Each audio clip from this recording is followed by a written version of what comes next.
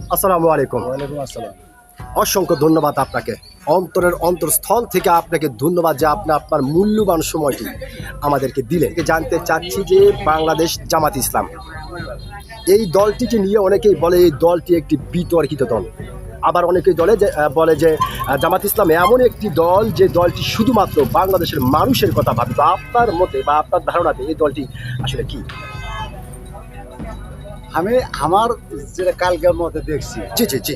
আমি যে বলে মেলা জামাত দেখছি, কালকে দেখছি আমার বোনার বাড়ি হলে আমার বোনার গাইবান্ধা বোনার মেয়েদের জামাত যাচ্ছে, আগে আগে জামাতের নেত্রী পাশে পাশে মহিলা কমপক্ষে 400-500, এত তো কোনো পুরুষ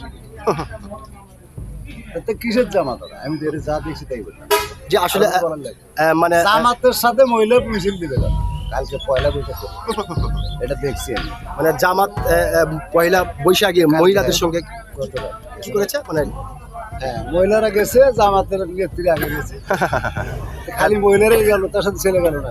আচ্ছা আচ্ছা জি এই দেখছি এই তুমি জি জি, গুরুত্বপূর্ণ একটি বিষয় আপনি আলোচনা করেছেন। জি, আপনি অত্যন্ত সাহসিকতার সহিত এই কথাটি বলেছেন। আমি আশা করবো আপনার এই গুরুত্বপূর্ণ কথাটি বাংলাদেশের সমস্ত সচেতন নাগরিকদের হৃদয়ে জায়গা করে দিবে। অসংখ্য ধন্যবাদ আপনাকে।